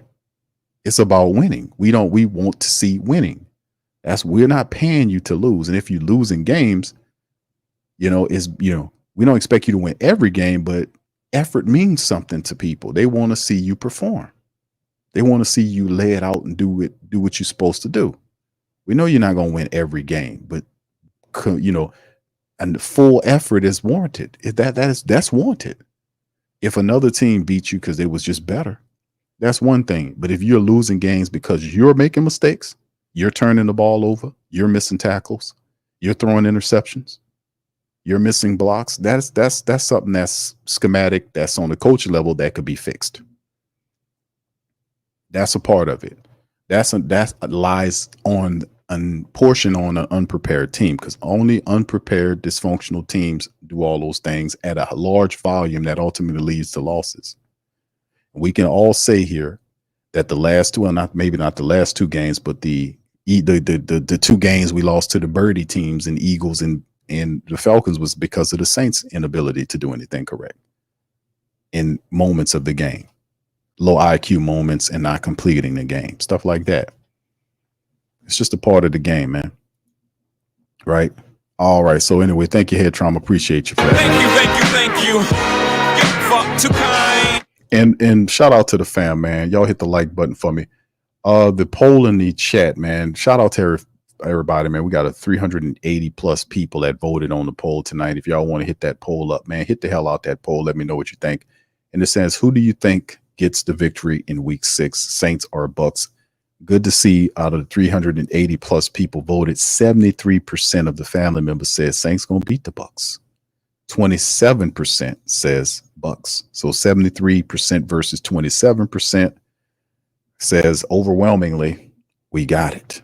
And that's good, man, because we need it, man. We definitely we got to win, man.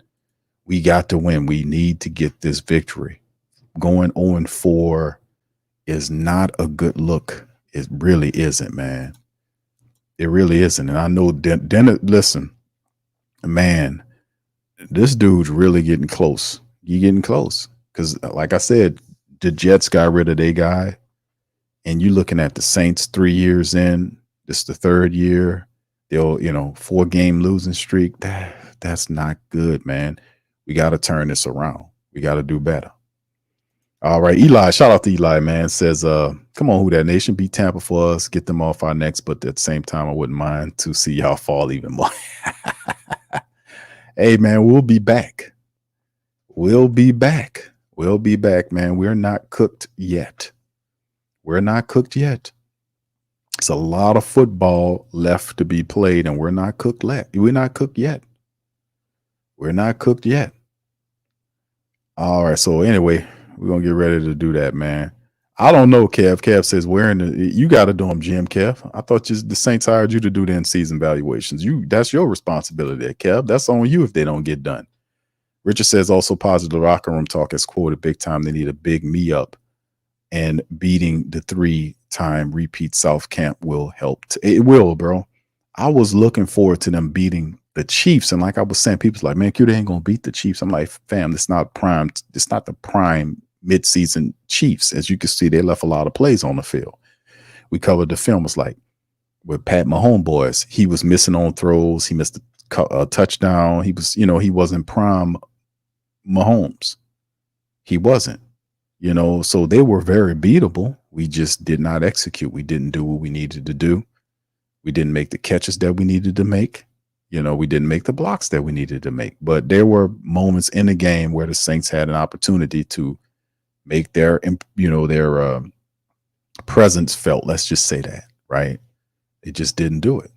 So in the end, man, it is what it is. But yeah, we definitely need to. Yeah, I seen the Mad Drummer. Yeah, we covered it. Yeah, we seen it. Yeah, I put it up there early in the stream. Yeah, I seen it. I seen the injury report. Yeah. It's a lot of guys on there, man. 11 Saint players on the injury report. And I'm interested to see what the Thursday injury report will look like going into Friday to see what's going on. My biggest thing is what happens with if Taysom Hill, and we know when we got Taysom, it's a different offense when we got Taysom Hill in. When Clint Kubiak has Taysom Hill, he wakes up.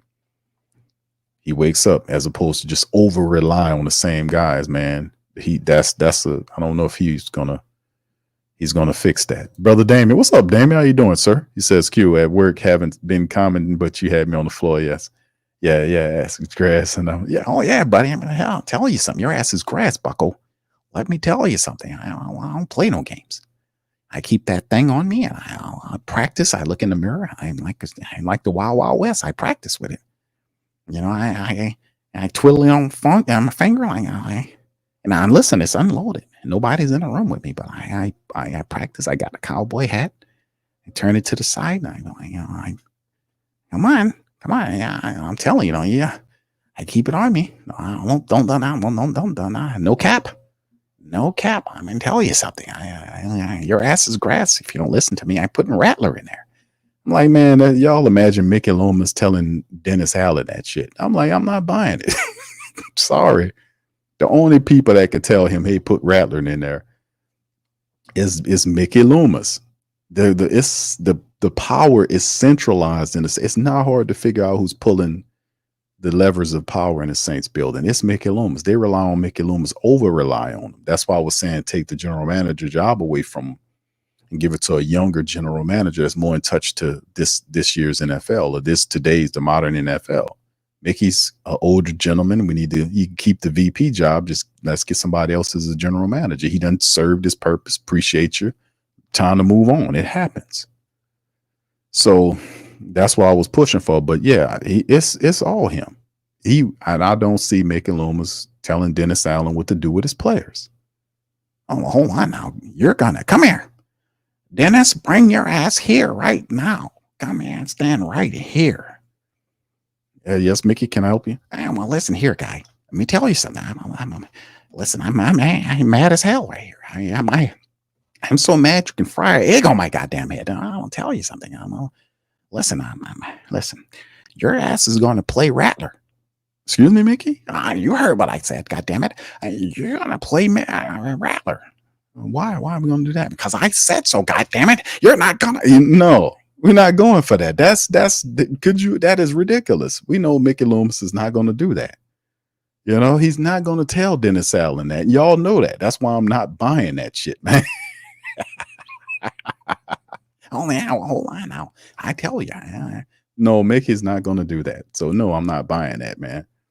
I'm not buying that shit, man. I'm sorry, man. Y'all can sell that somewhere else, man. All right, I'm going, man. I had enough, man. Y'all had enough, man. All right, so listen, fam, we appreciate y'all. Y'all do one thing for me. Y'all please feel free to hit the like button, maybe a couple of things. Hit the like button, hit the subscribe button. Feel free to share the show on your social media feed. And also, man, show our sponsors some love, man. The link's in the chat. Mint Mobile. Shout out to Mint Mobile. Teach Henley. That's skin support for the fellas. That's heavily endorsed by Reverend Saint. And Bet Online. Our sponsors' links are in the description section below. Some of them you can get some discounts when you sign up or whatever. And also you can check out our latest merch that's also available. The Show Me merch is available. The link is in the description section below. Also, the Rise Up to Fall Down gear. We'll be back later on in the year in week 10 to take care of them Falcons. So y'all make sure y'all get y'all Rise Up to Fall Down gear. Those links in the description section below as well. So anyway, shout out to all the fam. Appreciate the YouTube membership family, our Patreon champions. Shout out to our regular people. We'll be back on Thursday. We'll talk more about it. Much love. And who that to you. Yeah. Boogie like Benson, I'm a who that. Long as I'm living, I'm a who that. Lose or winning, I'm a who that. Sports Coma, yeah, this is where we do that. Where we do that, where we do that, where we do that, where we do that, where we do that. Boogie like Benson, I'm a who that. Sports Coma, this is where we do that. Welcome Somebody please better help. Running this thing like Elf. I thank God every day I'm not a felt. Go to YouTube Live with Big Q and the guys. If you ain't ride or die, the bandwagon get flipped. Been marching in, that was way for the ring. I was yelling out your shame for the championship. Bucking on Tampa, duck down. Falcons, pluck, get shut down. Panthers ain't much touchdown. The vision really belong to us now. So much hate on the Saints, you could probably tell. Ever since Bounty Gate hit the NFL, when things seem fishy and you probably smell the crooked referees or Roger Goodell. Yeah, probably like this and I'm a who that. Every day I'm living, I'm a who that. Lose or winning, I'm a who that. It's the Sports Coma, this is where we do that. Where we do that, where we do that, where we do that, where we do that, where we do that. Boogie like Benson, I'm a who that. It's the Sports Coma, this is where we do that. You're listening to the Sports Coma with Big Q and the guys on the PRO Media Network.